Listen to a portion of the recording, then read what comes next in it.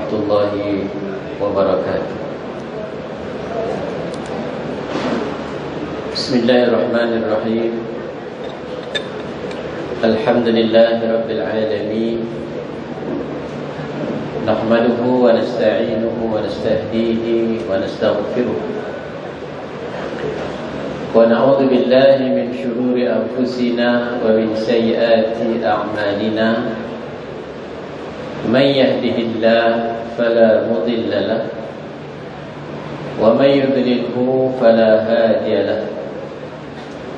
Allahumma salli wa sallim wa barik ala habibina sayyidina Muhammad wa ala alihi wa sahbihi wa man da'a bi da'watihi wastana bi sunnati nabiyhi ila yaumi liqa'i rabbi. Rabbi shrah li sadri wa yassir li amri wahlul 'uqdatam min lisani yafqahu qawli.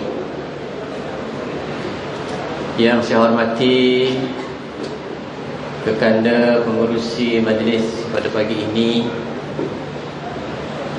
Sahibul Fadilah Tuan Haji Jamil Safri, Pegawai Tadbir Agama Perintan, yang bahagia Tuan Guru Haji Abdul Rahman, pengurusi Jawatankuasa Qaryah Masjid An-Naim serta barisan ahli-ahli Jawatankuasa serta pegawai-pegawai masjid, yang bahagia Kepaduka Tuan Haji Yusof, orang besar 32 daerah Hilir Perak, ketua-ketua jabatan, ketua agensi, para jemputan, ashabul fadilah, tuan-tuan guru, tuan-tuan imam, para asatizah, serta tuan-tuan dan puan-puan hadirin dan hadirat yang saya hormati lagi saya kasihi sekalian. Pertamanya, marilah kita mengungkap syukur kepada Allah Subhanahu wa ta'ala kerana dengan keizinannya dapat saya sampai ke masjid tuan-tuan.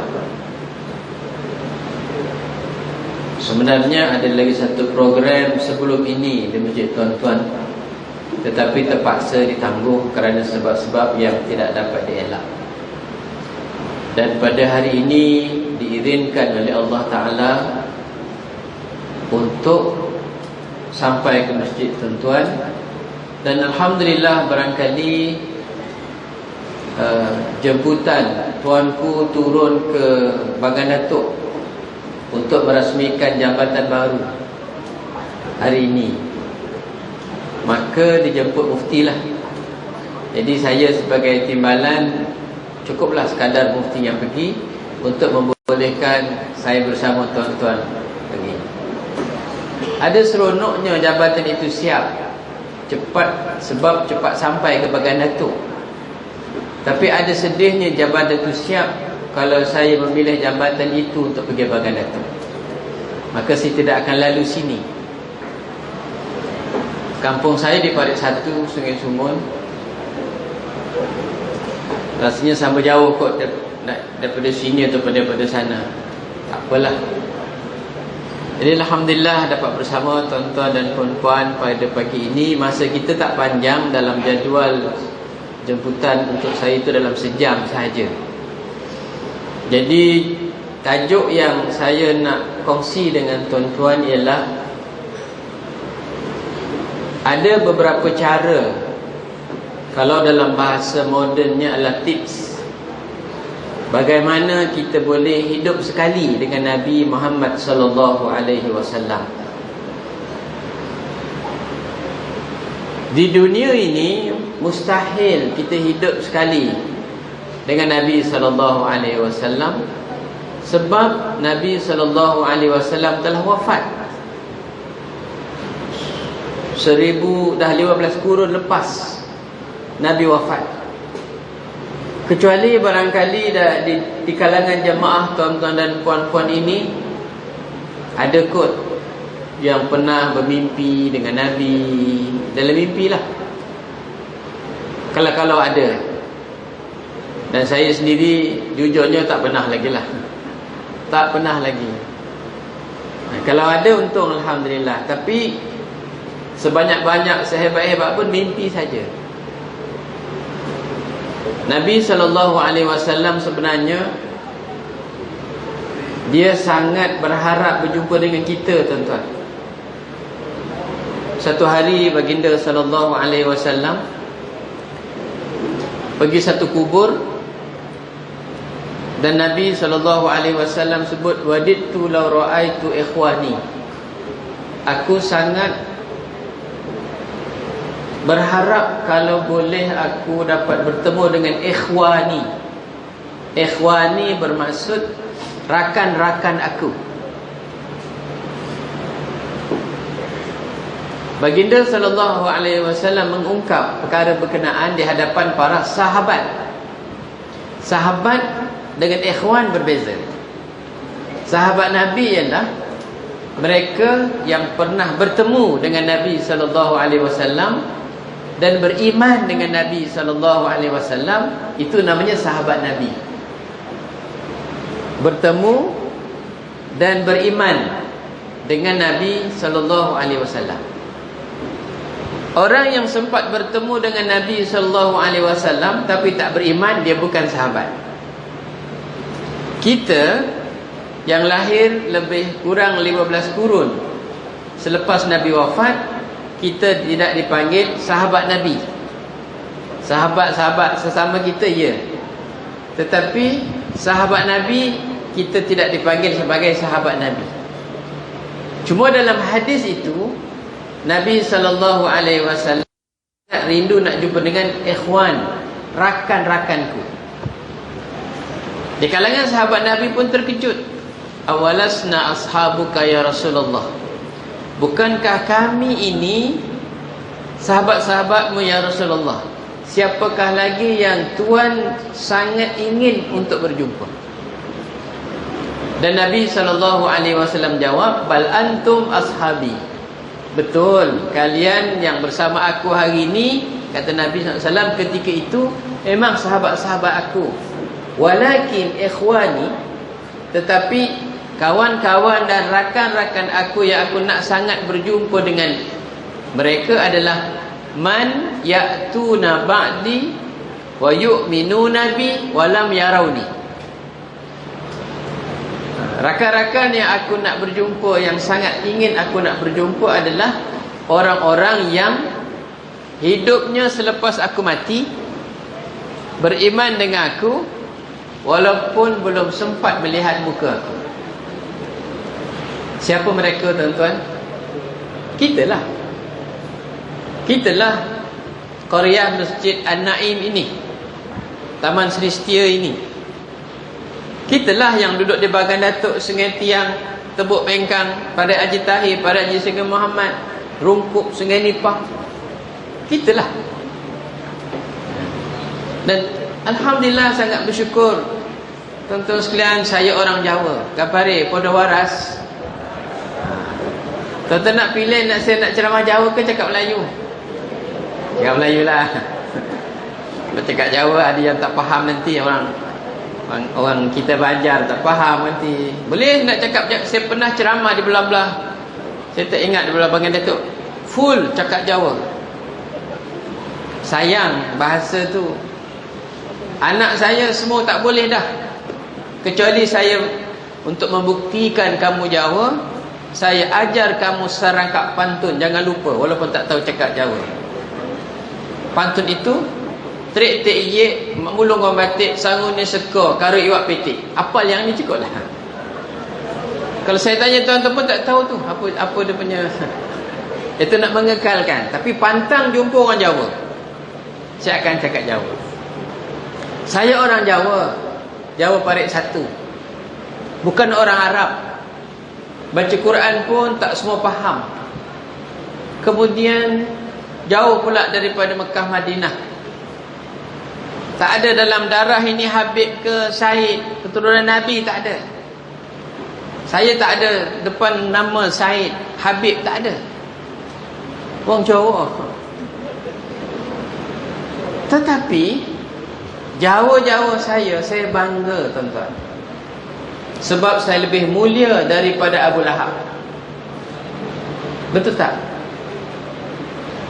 Abu Lahab ni, dalam IC Abu Lahab bukan namanya Abu Lahab. Dalam IC dia namanya Abdul Uzza.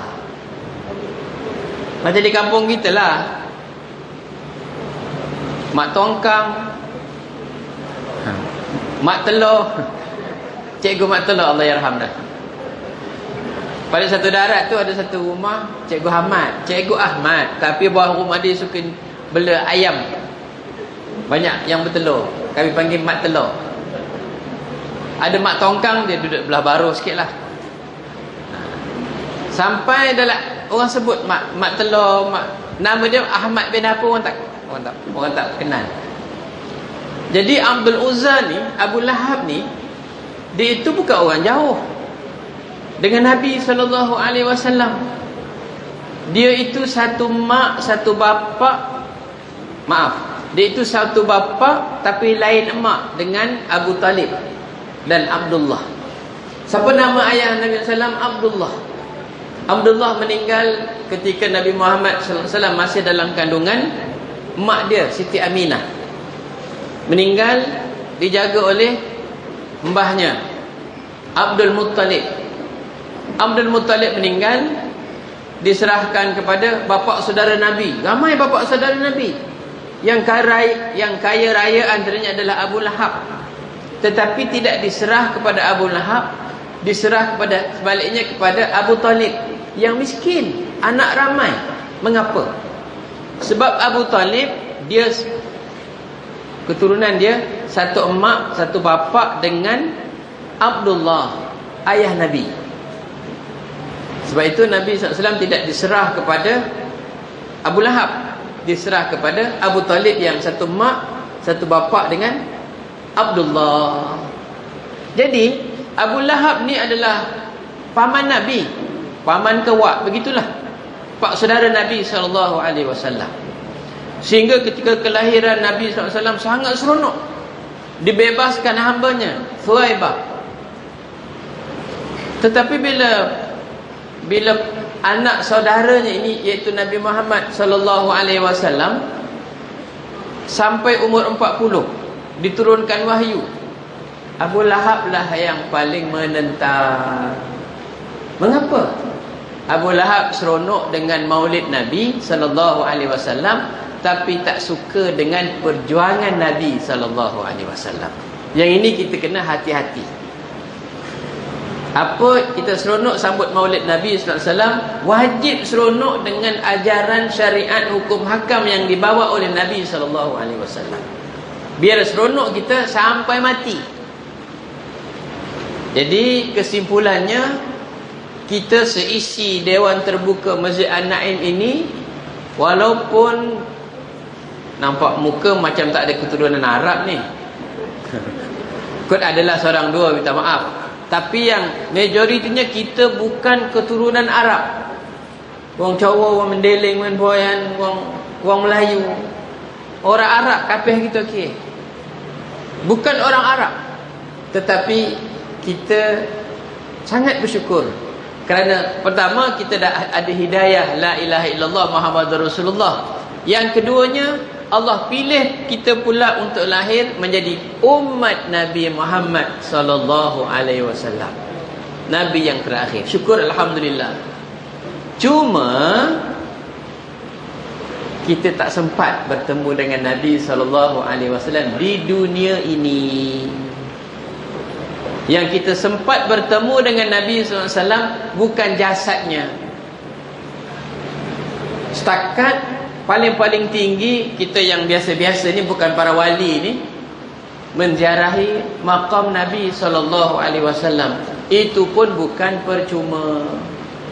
Harga nak pergi sana makin lama makin naik.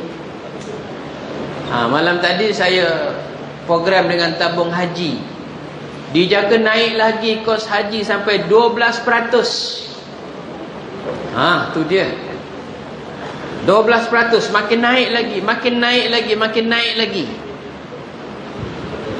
Jadi yang ada di Malaysia ni, untuk kita rasa sentiasa dengan Nabi SAW adalah kita banyak berselawat dan juga kita menghargai peninggalan-peninggalan Nabi SAW yang masih ada di tempat ni. Di Masjid An-Naim ni pun ada harta pusaka Nabi SAW, iaitu Al-Quran, hadis, apa lagi? Ulama. Yang keempat, perjuangan Nabi. Bila orang tanya, Ustaz, apa pusaka Nabi SAW dalam hidup ini? Ada 4. Kita kena ingat, ada 4. Ada 4. Ini kita cerita nak hidup dengan Nabi di dunia ni. Di akhirat kejap lagi. Di dunia ni, secara jumpa badan-badan begini, tak boleh dah. Tapi yang boleh, ada 4 perkara ni, untuk sentiasa hidup dengan Nabi SAW. Pertama, Quran. Jadi tuan-tuan sekalian, Quran ni pusaka Nabi SAW. Mulai hari ini 7 hari bulan Oktober, kita kena tingkatkan. Kalau dah ada, kita kena tingkatkan sikit hubungan kita dengan Quran.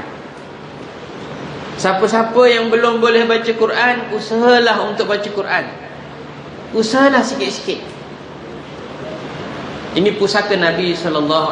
Boleh baca, tak apa. Takat mana yang kita mampu, bacalah. Kalau dah baca tiap-tiap hari, tingkatkan sikit lagi. Kalau semuka sebelum ini, naik jadi 2 muka. Kalau yang tak boleh, baca sampai boleh. Kalau yang dah biasa baca, tingkatkan sikit lagi. Tingkatkan sikit lagi. Harapan kita, kita letakkan target kita, seluruh yang hadir pada hari ini, sebelum meninggal dunia, entah esok, entah lusa, tak tahu bila, paling-paling tidak khatam Quran sekali seumur hidup. Berbaloi saya datang ke Masjid An-Naim ini, kalau tuan-tuan tanam azam, paling kurang seumur hidup sekali khatam Quran. Paling tidak. Sebab dia bawa syafaat kepada kita. Kalau kita dah khatam Quran, dah pandai Quran, dah baca tafsir sebagainya, kita kalau boleh buka ruang orang lain untuk kita, sebarkan supaya kita boleh baca Quran, orang lain juga boleh baca Quran. Mulakan dengan anak-anak kita dulu. Pastikan anak-anak kita boleh baca Quran. Kerana antara pahala yang boleh sampai kepada kita lepas kita mati esok adalah bacaan ayat Quran oleh anak-anak kita. Kalau anak-anak kita dah okey, tuan-tuan sekalian, kita lebarkan untuk supaya anak orang lain pula boleh baca Quran. Barangkali mak ayahnya tak mampu baca Quran, tapi anak-anak boleh baca Quran. Tahniah kepada ustaz-ustazah yang mengajar di Sekolah Agama Rakyat. Saya sangat gembira dalam sambutan Maulud Nabi SAW baru ni, anak tuan-tuan naik atas pentas baca Quran merdu betul. Tahniah pada, saya difahamkan daripada belah-belah sini, bersekolah di sekolah sebelah. Betul ya? Tahniah pada penduduk taman ini dan Masjid Qaryah, Masjid An-Naim ini. Sangat sedap. Tahniah. Cuma kadang-kadang kita tertumpu yang untuk baca Quran ini di pekan-pekan besar. Kami dapat idea rupa-rupanya di tempat orang asli. Ya Allah, ya Tuhan, dia peminat baca Quran, tetapi tak ada siapa yang, bukan tak ada siapa, hanya sedikit orang yang masuk ke kampung orang asli nak ngajar budak-budak ni baca Quran, anak orang asli baca Quran. Yang kita yang duduk di pekan ni masuk ke kampung orang asli tak tahan lama, patah balik. Jadi saya usaha, tuan-tuan sekalian, dengan anak saya yang sulung, jom kita buat sesuatu untuk anak-anak orang asli, untuk khas baca Quran je. Baca Quran je. Kita mulakan dengan Quran. Bagaimana Nabi sallallahu alaihi wasallam ketika nak, sebelum buat negara di negara Madinah, antara usaha pertama Nabi adalah menghantar Mus'ab bin Umair, guru Quran dulu. Yang lain insya-Allah akan datang kemudian. Yang penting Quran dulu. Alhamdulillah, melalui Yayasan Ikhlas kami buka kelas Al-Husna di Kuala Mu. Tuan-tuan tahu Kuala Mu? Daripada Ipoh nak ke Kuala Mu 2 jam lebih naik atas. Kami gajikan anak-anak orang asli yang boleh baca Quran sikit, taklah qari macam anak tuan-tuan yang di majlis besar tu. Setakat boleh lepas Iqra 1, Iqra 6, ajar adik-adik mereka. Alhamdulillah, rupa-rupanya anak-anak orang asli yang tak Islam pun seronok datang. Baru ni Alhamdulillah ada 2 orang anak bukan Islam dipersetujui oleh ibu ayahnya untuk syahadah. Hanya ngikut-ngikut. Budak-budak kan suka ngikut-ngikut baca Quran. Alhamdulillah. Jadi tuan-tuan sekalian, siapa-siapa yang rasa nak membantu, nanti bolehlah ke, ini anak saya seorang yang ujung sana, anak sulung. Saya kata, kamu masuklah kampung orang asli, tak apa. Yang itu sahabat dia adalah pakar khot. Tulisan khotnya sampai masuk ke Istana Terengganu. Dia orang Kedah. Bolehlah tengok khot dia nanti. Ini bukan kempen untuk peribadi, tak. Pasal Quran tadi. Tuan-tuan sekalian, itu pertama, Quran. Pusaka nombor 2, terima kasih keselamatan polis dan hadir. Terima kasih. Yang kedua adalah hadis Nabi SAW. Saya cadangkan, barangkali dah ada di masjid ini pengajian hadis, teruskan. Hadis banyak beribu-ribu. Cuma kita ada dipanggil, diringkaskan hadis-hadis yang merupakan pokok kepada agama Islam oleh Imam Nawawi, namanya hadis 40.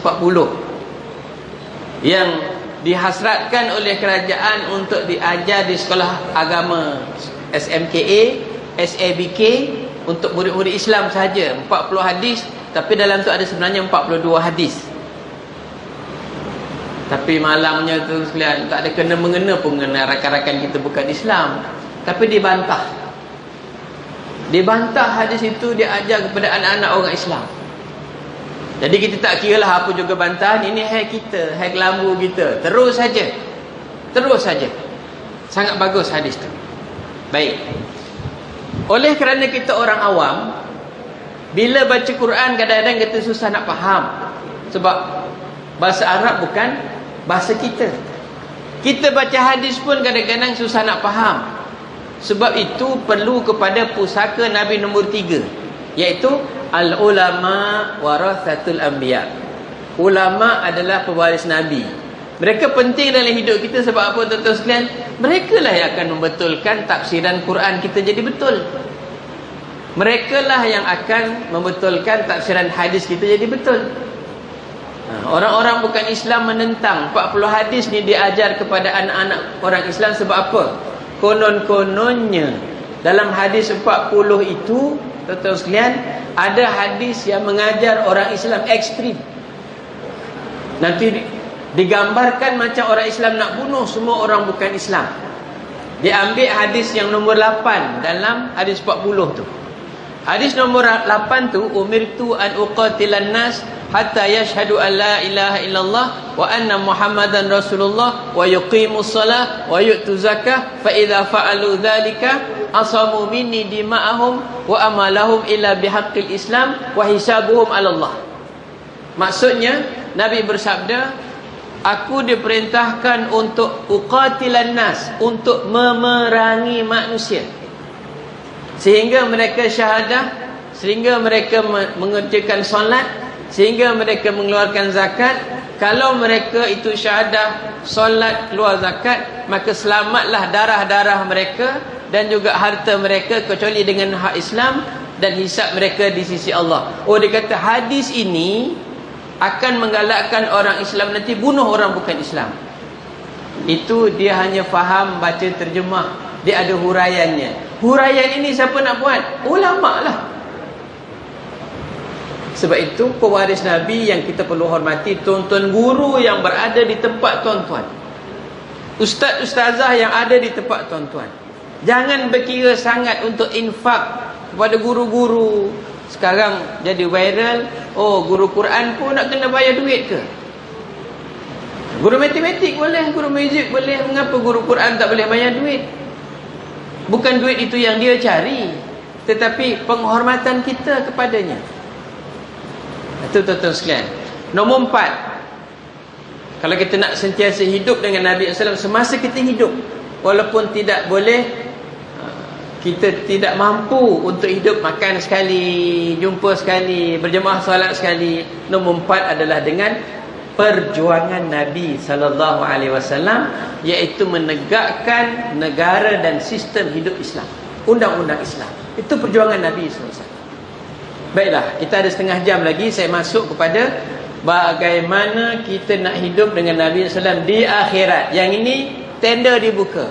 Siapa-siapa buat ini, insya 9 cara ni atau sebahagian daripadanya, kita akan hidup bersama Nabi sallallahu alaihi wasallam di akhirat besok. Saya bentangkan yang ini hari itu di Kuala Pilah. Sebab tahun ini saya pun rasa pelik. Mengapa boleh katakan tiap-tiap malam saya dijemput. Dulu jarang-jarang, sebab saya ni bukan pandai ceramah, tak pandai nak menyanyi lagu P. Ramlee, lagu Bollywood, tak pandai. Nak buat lawak pun tak pandai. Jadi sejak cakap straight macam ni je lah. Tak berapa laku lah, orang kata. Tapi tahun ini laku sangat. Ustaz Jamil, saya menung pasal apa? Oh, rupa-rupanya Tuan Pengarah ada buat satu surat berkeliling. Setakat ini penceramah luar daripada negeri Perak masih belum boleh berceramah di negeri Perak. Spare part dia laku lah. Tapi tak apa, yang penting adalah sampai ilmu. Jadi tuan-tuan nak tidur ke, nak balik ke, nak join yang akad nikah tadi ke, sila, tak ada masalah. Ini cara saya lah. Saya cuma mampu untuk kongsi-kongsi fakta sikit, untuk kita fikir-fikir sikit. Kod-kod boleh dicubit di mana-mana untuk kita jadi bekalan kita. Baik, ada 9 cara. Sebenarnya banyak cara. Saya tengok-tengok dalam sejam, setengah jam ini tak boleh nak habis semua. Saya ambil beberapa cara yang boleh kita buat. Miskin boleh buat, kaya boleh buat, perempuan boleh buat, lelaki boleh buat. Saya boleh buat, tuan-tuan pun boleh buat. Berdasarkan kepada bukan pengalaman mimpi-mimpi, tak. Bukan pengalaman masyayikh, tak. Tetapi daripada hadis Nabi sallallahu alaihi wasallam.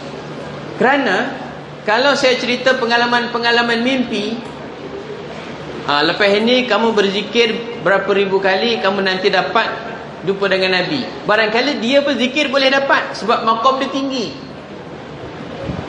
Saya berzikir tak dapat pula ustaz, sebab kamu apa, dia hebat. Macam kita makan Panadol. Setengah orang makan Panadol sebiji, beres. Setengah orang makan Panadol sebiji, tak beres, kena 2 biji. Sebab kita tak serupa. Kita punya kualiti iman kita, amal kita, ikhlas kita. Jadi tuan-tuan,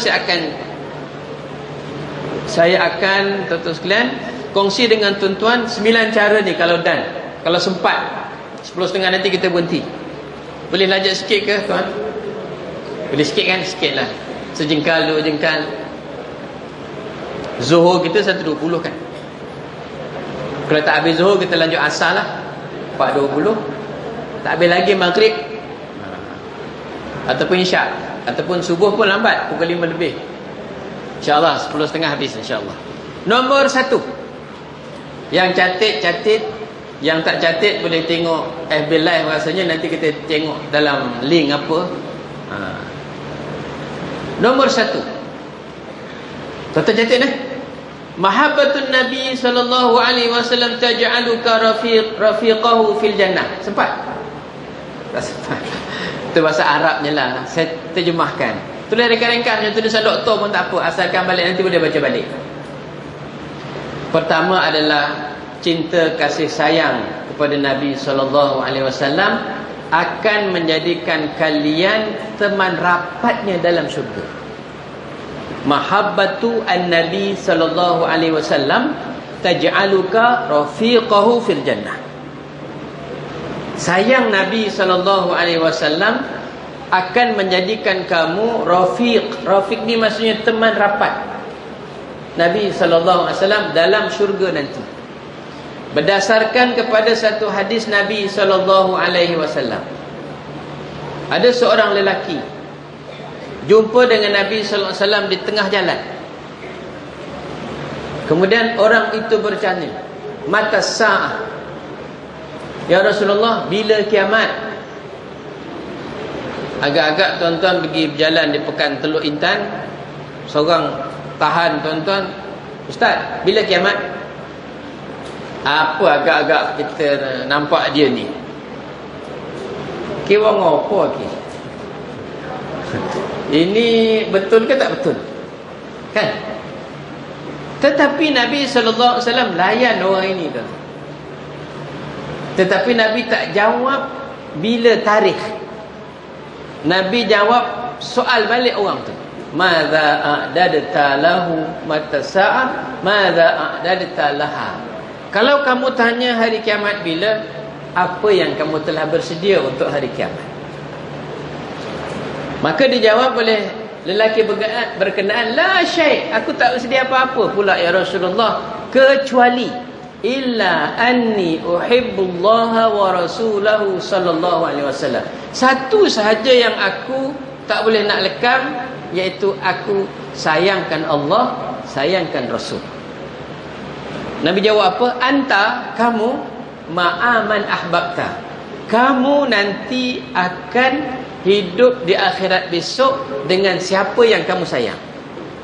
Di dunia ini, orang yang Nabi SAW sayang, nak tarik dia kepada Islam, iaitu Abu Talib tadi ni, pak saudara Nabi ni.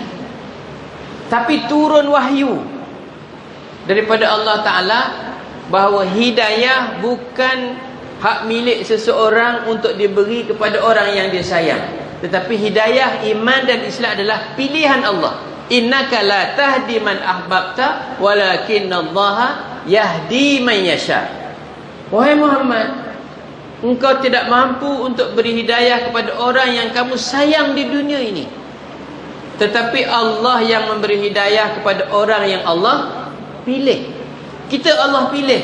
Mbah-mbah, mbak yu, kita ini adalah orang yang Allah pilih. Itu kena sangat-sangat syukur tu. Sangat-sangat syukur. Bagi saya sangat-sangat syukur.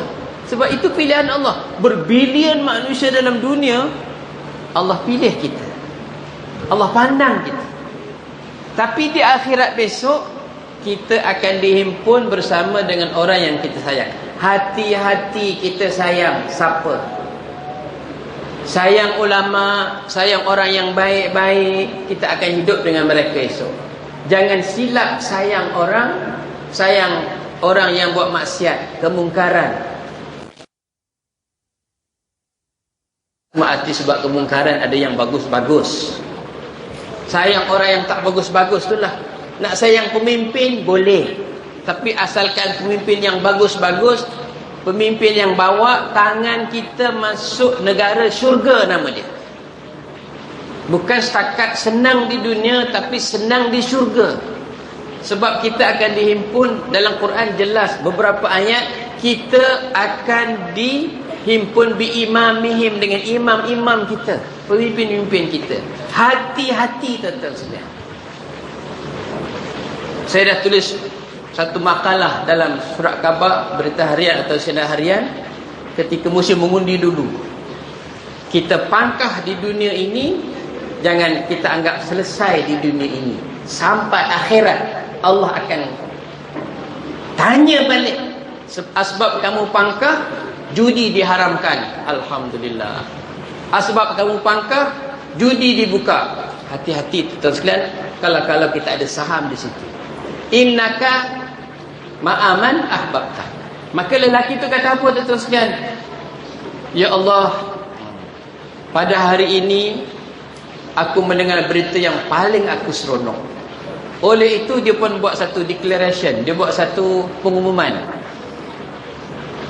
Dia kata, fa'ana, saya uhibbu an-nabiyya sallallahu alaihi wasallam, aku suka Nabi, sayang Nabi, wa Abu Bakar wa Umar, wa arju an akuna ma'ahum bihubbi iyyahum wa illam a'mal bimithli a'malihim. Aku isytiharkan, aku sayang Nabi, aku sayang Abu Bakar, aku sayang Umar. Nabi sebagai Nabi, Abu Bakar dan Umar adalah manusia yang soleh. Sayangilah mereka. Sebab dulu-dulu memang, saya duduk di parit satu,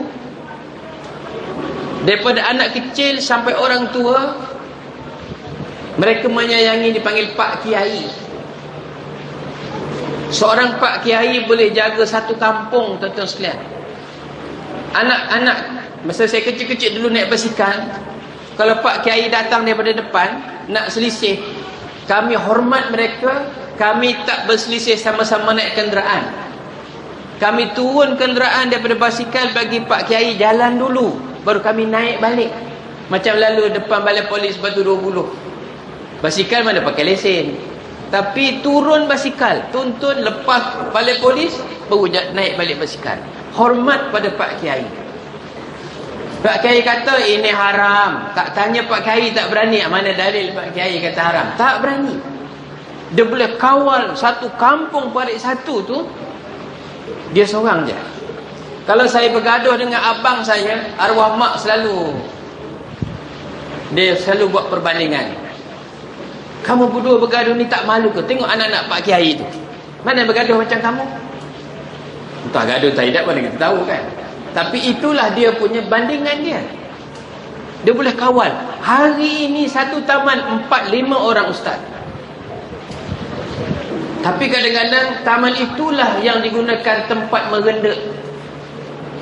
Entah plate mana, apa nama kereta, parking tepi jalan. Rupanya di situ berlaku perkara-perkara yang tidak sepatutnya berlaku. Dan anak-anak tidak hormat lagi dengan para ulama, para asatizah dan sebagainya.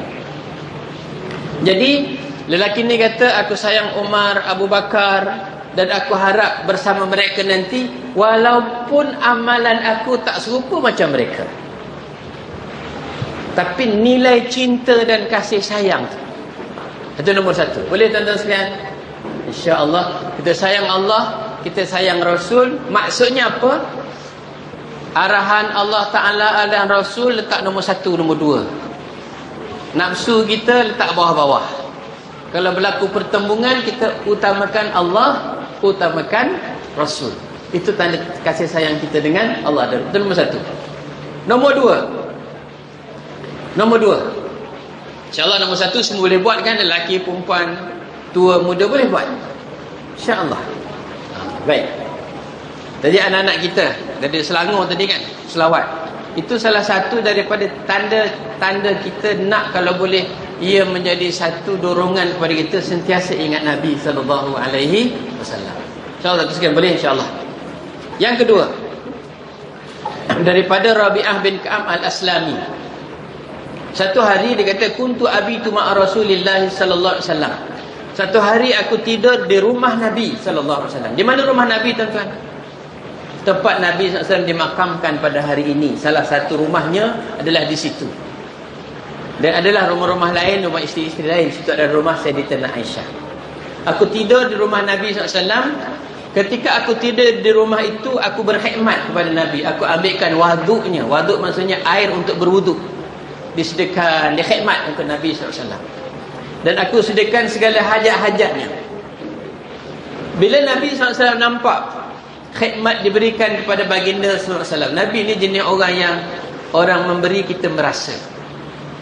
Dia suka membalas jasa orang, menghargai apa orang berikan kepada dia. Saya dapat satu kajian kata sekarang daripada penggaji-penggaji, dia kata orang Melayu ni, maksud saya lah, susah nak ucap terima kasih bila orang buat baik kepada kita. Bila anak berjaya, tuan-tuan sekalian, bila anak berjaya, kadang-kadang lupa nak ucap terima kasih kepada cikgu-cikgu. Anak-anak pun kadang-kadang tak ingat. Ini saya sebab saya ni jaga malam, qiyamul lail, itu jawapan yang bagus-bagus lah. Ataupun saya ni membuat ulang kaji 15 jam sehari. Kadang-kadang terlupa. Cikgu-cikgunya lah, barakah cikgu tu sebenarnya. Ucap terima kasih, paling tidak terima kasih. Walaupun cikgu berkenaan taklah mengharapkan itu, tetapi orang yang berbaik kepada kita, ucapkan terima kasih. Dan kalau boleh bagi hadiah, Nabi SAW sebut tahadu tahabu, saling bertukar hadiah, saling merapatkan tali silaturrahim. Baik. Maka Nabi SAW nak balas jasa hamba Allah ni. Nabi kata apa? Sal, sin lam. Sal ini adalah sama dengan is'al. Kamu mintalah apa-apa. Nescaya aku nak tunaikan. Aku cuba tunaikan, Nabi kata. Sal, mintalah apa-apa. Tuan-tuan, apa agaknya orang ini minta? Dia kata, ya Rasulullah, aku tak minta apa-apa. Satu saja aku minta. As'aluka murafaqataka fil jannah. Satu saja aku minta, iaitu boleh tak nanti dalam syurga aku nak duduk sekali dengan kamu, ya Rasulullah. Termenung Nabi ketika tu. Nabi tak jawab. Nabi kata apa? Awa ghairu dhalik, ada permintaan lain tak? Maknanya Nabi SAW susah nak bagi jawapan ketika itu. Sebab orang itu nak duduk sekali dengan Nabi besok dalam syurga. Lama tunggu, ginilah kata Nabi SAW. Fa'aini ala nafsika bikathratis sujud. Kalau gitu, boleh tak? Wahai si fulan, tolong aku, kata Nabi. Membolehkan kamu duduk sekali dengan aku nanti dalam syurga, dengan syarat kamu kena tolong aku dulu. Apa ya Rasulullah? Ala nafsika bikathratis sujud. Banyakkan sujud pada Allah Subhanahu wa taala. Banyakkan sujud. Banyakkan sujud ni maksudnya apa? Sama ada sujud dalam solat, banyakkan solat sunat. Tuan-tuan, mohon izin saya nak tegur, barangkali bukan masyarakat di sini, yang barangkali yang ada dalam FB. Kadang-kadang kita salah pertimbangan. Kita suka sangat melakukan yang sunat, tapi yang wajib kita tak lepas-lepas lagi. Dalam hadis nombor 38, hadis 40 juga, kalau tak salah hadis 38 gitulah. Hadis itu memberi panduan kepada kita, Allah sangat suka orang yang mendekatkan dirinya kepada Allah Ta'ala. Nombor satu, mengerjakan yang wajib. Bagi selesai yang wajib. Kalau kita dulu-dulu ada solat-solat yang wajib qada dulu. Sebelum kita sibuk nak mencari solat-solat sunat, qada dulu. Kalau puasa, kita ada tertinggal dulu puasa-puasa yang belum qada, sibukkan puasa dulu dengan qada puasa sebelum mencari puasa-puasa yang sunat. Kalau kita masih ada hutang zakat, kita baru sedar sekarang ni baru rupanya wajib zakat. Emas yang saya pakai asalnya tak wajib zakat. Tetapi kalau emas itu di negeri Perak, kilonya sudah sampai 50 kilo. Bukan, maaf, 500 gram. 50 kilo ni orang kaya lah, pakai takap emas dekat pulut pun tak sampai 50 kilo. 500 gram. Yang simpan-simpan, yang jongkong tu 85 gram wajib keluar zakat dah. Tapi yang pakai-pakai ni, cincin 10 jari semua, kemudian dengan gelang saja, ngambilkan makanan diselak-selak gitu, cermin mata, wallahu alam lah, tapi barang kemas. Kalau sampai 500 gram, setengah kilo, wajib keluar zakat. Oh, baru tahu Ustaz, kita kena qada balik. Kalau zakat ada terhutang, wajib keluarkan zakat dulu. Sebelum nak wakaf ke segala macam, wajib keluarkan zakat dulu. Lepas itu baru kita sibuk dengan perkara-perkara yang sunat. Jadi sujud di sini bermaksud kita banyakkan solat sunat setelah kita selesaikan solat wajib. Dan sujud di sini juga memberikan makna tunduk dan patuh kepada semua peraturan-peraturan halal, haram dan sebagainya. InsyaAllah akan mendampingi Nabi sallallahu alaihi wasallam di akhirat. Okey. Yang ketiga,